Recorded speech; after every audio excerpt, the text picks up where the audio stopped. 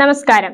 ശ്രീനാരായണ ഗുരുദേവന്റെ 170ാമത് ജയന്തി ദിനത്തോടനുബന്ധിച്ച് ഗുരുസാഗരം സാംസ്കാരിക വേദിയുടെ നേതൃത്വത്തിൽ കടയ്ക്കൽ വ്യാപാര ഭവനിൽ വെച്ച് 170 മൺചിരാതിൽ ദീപം തെളിയിച്ച് ആഘോഷിച്ചു.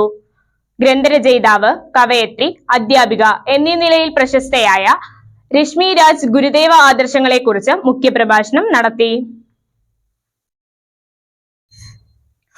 ഗുരുസാഗരം സാംസ്കാരിക വേദി കടയ്ക്കലിന്റെ നേതൃത്വത്തിൽ കടയ്ക്കൽ വ്യാപാര ഭവനിൽ വെച്ച് 170ാമത് ഗുരുദേവ ജയന്തി 170 ദീപങ്ങൾ തെളിയിച്ചുകൊണ്ട് ആഘോഷിച്ചു. ഗുരുസാഗരം വനിതാവേദിയുടെ ആഭിമുഖ്യത്തിൽ ഗുരുദേവ കൃതികളുടെ പാരായണവും പ്രാർത്ഥനയും നടന്നു. ഗ്രന്ഥരചയിതാവ്, കവയത്രി, അധ്യാപിക എന്നീ നിലകളിൽ പ്രശസ്തയായ ശ്രീമതി രശ്മി രാജ് ഗുരുദേവ ആദർശങ്ങളെക്കുറിച്ച് പ്രഭാഷണം നടത്തി. ഗുരുപുഷ്പാഞ്ജലിയിൽ എല്ലാ ഗുരുസാഗര സമിതി പ്രവർത്തകരും പങ്കെടുത്തു.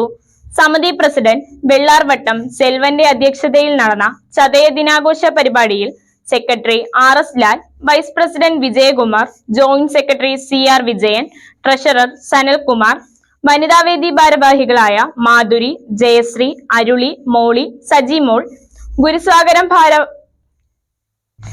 ഗുരുസാഗരം ഭാരവാഹികളായ പട്ടരുവിള വിജയൻ, സുദേവൻ, മുരളി, KK പ്രകാശ്, ശിവദാസൻ, G പ്രകാശ് എന്നിവർ സംസാരിച്ചു. നമ്മുടെ ഉദ്ദേശം ഇതാണ്, ഗുരുവിനെ നമുക്ക് അറിയണം. നമ്മൾ ഈ അടുത്ത സമയത്ത് മനസ്സിലാക്കുന്നത് ലോകത്തിലെ ഏറ്റവും വിശ്വപ്രസിദ്ധമായ യൂണിവേഴ്സിറ്റികളിൽ ഒന്നാണ് ഓക്സ്ഫോർഡ് യൂണിവേഴ്സിറ്റി. ആ ഓക്സ്ഫോർഡ് യൂണിവേഴ്സിറ്റി അവിടെ ലണ്ടനിലുള്ള ശിവഗിരി മഠത്തിന്റെ സ്വാമിമാരുമായി ചേർന്ന് അവിടെ എത്തി ഗുരുവിന്റെ സർവ കീർത്തനങ്ങളും ദർശനങ്ങളും ഉൾക്കൊള്ളുന്ന പുസ്തകങ്ങൾ അവർ ഏറ്റുവാങ്ങിയിരിക്കുന്നു. എന്തിനെന്ന് ചോദിച്ചാൽ ഇത് വലിയ ഒരു പഠനത്തിന് വിധേയമാക്കുന്നു. PhD പോലുള്ള വിഷയങ്ങൾ ആക്കി അവർ എടുക്കുന്നു. അതാണ് ഓക്സ്ഫോർഡ് യൂണിവേഴ്സിറ്റിയിൽ സംഭവിച്ചുകൊണ്ടിരിക്കുന്നത്. ഇപ്പോൾ നമ്മളിവിടെ ഗുരു ജനിച്ചു വളർന്ന് നമുക്ക് വേണ്ടി നമ്മളെയൊക്കെ മനുഷ്യനായി നിങ്ങൾ കാണണം എന്ന് സവർണ വരേണ്യ വർഗത്തോട് പ്രഖ്യാപിച്ച് നമ്മളൊക്കെ മനുഷ്യരാണ്, അല്ലെങ്കിൽ നമ്മളും മനുഷ്യരാണ് എന്ന് വരുത്തി തീർക്കുവാൻ വേണ്ടി പ്രയത്നിച്ച, അഹോരാത്രം പ്രവർത്തിച്ച, ആത്മതപസ് ബലി ചെയ്ത ആ ഗുരുവിനെ, ആ നമ്മുടെ കൺമുന്നിൽ നമ്മൾ കണ്ട ആ ദൈവത്തെ തിരിച്ചറിയുവാനാകാതെ കേരളം ഇന്ന് നിൽക്കുകയാണ്. കേരളത്തിൽ ഉണ്ടായിക്കൊണ്ടിരിക്കുന്ന, നമ്മുടെ രാജ്യത്തുണ്ടായിക്കൊണ്ടിരിക്കുന്ന, ലോകത്തുണ്ടായിക്കൊണ്ടിരിക്കുന്ന സർവനാശങ്ങളുടെയും സർവ അതിക്രമങ്ങളുടെയും പരിഹാരമായിട്ട്, ചികിത്സാവിധിയായിട്ട് നമുക്ക് മുന്നിലേക്ക് അവതരിപ്പിക്കാൻ കഴിയുന്നതാണ് ശ്രീനാരായണ ദർശനങ്ങൾ. ആ ദർശനങ്ങൾ പ്രചരിപ്പിക്കുക, അത് നമ്മുടെ കുട്ടികളെ പഠിപ്പിക്കുക, നമ്മുടെ ഭവനങ്ങളിൽ ഗുരുവിന്റെ കീർത്തനങ്ങൾ പഠിപ്പിച്ച് നമ്മുടെ പാരായണം ചെയ്യിക്കുക. ഇതൊക്കെയാണ് നമ്മുടെ ഈ ഉദ്ദേശം. പിന്നെ ചെറിയ കാര്യങ്ങൾ ചെയ്യുന്നത്, കുട്ടികൾ നല്ല വിദ്യാഭ്യാസം ചെയ്തു വരുമ്പോൾ അവരെ പ്രോത്സാഹിപ്പിക്കുന്നു. അവർക്ക് ഏത് വഴി പഠനം നടത്തിയാൽ ഗുണമുണ്ടാകും എന്ന് വലിയ വിദഗ്ധരായ ആളുകളെ വെച്ച് ക്ലാസുകൾ എടുക്കണം എന്ന് നമ്മൾ ആഗ്രഹിക്കുന്നു. നമ്മുടെ ഇടയിൽ തന്നെയുള്ള, നമ്മുടെ കുടുംബങ്ങൾക്കിടയിൽ തന്നെയുള്ള പ്രയാസം അനുഭവിക്കുന്ന, വേദന അനുഭവിക്കുന്ന, രോഗങ്ങളാൽ വലയുന്ന ആളുകളെ ചെറിയ തരത്തിൽ നമ്മൾ എല്ലാവരും കൂടി ചേർന്ന് സഹായിക്കാൻ പറ്റുന്ന സാമ്പത്തിക സഹായം, ചികിത്സാ സഹായം ചെയ്യുക. ഇതൊക്കെയാണ് നമ്മൾ ഇപ്പോൾ ചെയ്തുകൊണ്ടിരിക്കുന്നത്. വലിയ വലിയ ഉദ്ദേശങ്ങൾ നമുക്കുണ്ട്. ഇവിടെ താരാ ശശീന്ദ്രൻ രാവിലെ വന്നപ്പോൾ എന്നോട് പറഞ്ഞു, ഇങ്ങനെ പോരാ, നമുക്ക് സ്വന്തമായ ഒരു ആസ്ഥാനം വേണം, അതിനു വേണ്ടുന്ന പരിശ്രമം നടത്തണം, അതിനുള്ള ഒരു കാഴ്ചപ്പാട് വേണം, അതിനെക്കുറിച്ച് ചർച്ച വേണം. ഇതൊക്കെ നമ്മുടെ മുന്നിലുള്ള ആഗ്രഹങ്ങളാണ്, അഭിലാഷങ്ങളാണ്. നമ്മളെല്ലാവരും കൂടി നിന്നാൽ നമുക്കിതൊക്കെ സാധ്യമാകും.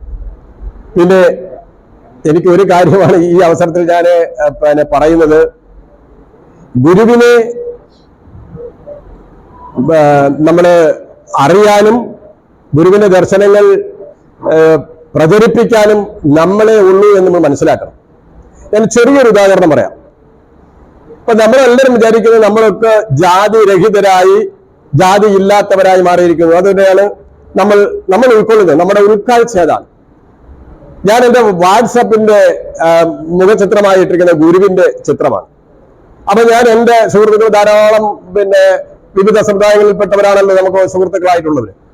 അപ്പൊ ഇത് ഇട്ടിരിക്കുന്നതുകൊണ്ട് ഒരാള് എന്നോട് വന്ന്, ഒരാളല്ല അതിൽ ഒരാളിൽ എന്നോട് ചോദിച്ചു, നിങ്ങൾ എന്താണ് ഈ ഗുരുവിന്റെ പടം ഇങ്ങനെ ഇട്ടിരിക്കുന്നതെന്ന് ചോദിച്ചു.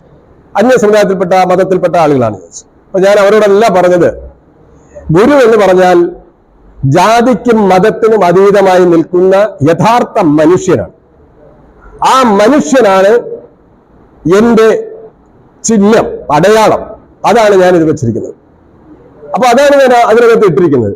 ഞാൻ പറഞ്ഞത്, നമ്മളൊക്കെ വിചാരിക്കുന്നത് നമ്മളെല്ലാം പ്രബലന്മാരാണ്, നമ്മൾ വിചാരിച്ചാൽ ഇവിടെ എല്ലാം നടക്കുമെന്ന്. ചെറിയ എക്സാമ്പിൾ ഞാൻ പറയാം. നമ്മൾ വിചാരിച്ചാൽ ഒന്നും നടക്കില്ല എന്നുള്ളതിന്റെ ഏറ്റവും വലിയ ഒരു ഉദാഹരണം, ചെറിയൊരു ഉദാഹരണം ഞാൻ പറയാം. നമ്മളൊക്കെ അംഗങ്ങളായിരിക്കുന്ന ക്ഷേത്രങ്ങളുണ്ട്. നമ്മളെല്ലാവരും അംഗങ്ങളായിരിക്കുന്ന ക്ഷേത്രങ്ങൾ.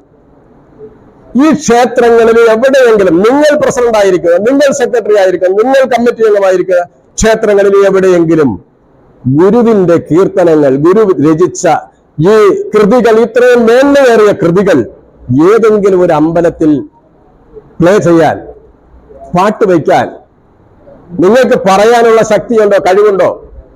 വെക്കുമോ? ഇല്ല. അതാണ് ഞാൻ പറഞ്ഞത്. ഇത് ഇപ്പോഴും നമ്മൾ അടിമകളായി നിൽക്കുകയാണ്. അവരെ മുന്നിൽ ശിരസുയർത്തി, നാവുയർത്തി സംസാരിക്കാൻ കഴിയാത്ത അടിമ വർഗങ്ങളായി നമ്മൾ ഇപ്പോഴും കഴിയുക. അപ്പോഴും നമ്മൾ പറയാണ്, നമ്മൾ ആഭരണം അണിയുന്നു, നമ്മൾ നല്ല ഉടുപ്പണിയുന്നു, നമ്മൾ നല്ല സാരി അണിയുന്നു, നമ്മൾ നല്ല വസ്ത്രങ്ങൾ അണിയുന്നു, നമ്മൾ നല്ല ഭക്ഷണം കഴിക്കുന്നു, വമ്പൻ കെട്ടിടങ്ങൾ പണിയുന്നു. ഇതെല്ലായിടത്തും എല്ലാവർക്കും ഉണ്ട്. ഇതാണ് സംഭവം. ഇങ്ങനെയുള്ള അനാചാരങ്ങൾ, ആശാസ്യകരമല്ലാത്ത കാര്യങ്ങൾ ഒഴിവാക്കുവാൻ വേണ്ടി നമ്മൾ ഈ 170ാമത് ചതയദിനാഘോഷം നമ്മൾ അതിനു വേണ്ടുന്ന രീതിയിലാക്കണം. അത് നമ്മുടെ മനസ്സിലുണ്ടാകണം. നമുക്ക് ഇവിടത്തെ അറിയപ്പെടാത്ത ഏതൊരു മനുഷ്യൻ എഴുതിയ കവിതയും മനോഹരമായി ഈണം ചെയ്ത് പാടി അത് കീർത്തനമാക്കി രാവിലെ നമ്മൾ കേൾക്കത്തക്ക നിലയിൽ നമ്മുടെ എല്ലാ അമ്പലങ്ങളിൽ നിന്ന് ഉയരും. പക്ഷേ 100-ൽ പരം ഭാഷകളിൽ തർജ്ജമ ചെയ്ത് ലോകം തന്നെ ഇത് ലോക പ്രാർത്ഥനാ ഗീതമാണെന്ന് സങ്കല്പിച്ച് അംഗീകരിച്ച് മുന്നോട്ട് പോകുന്ന ദൈവദശകം പോലും ഇടാൻ നമുക്ക് കഴിയുന്നില്ല.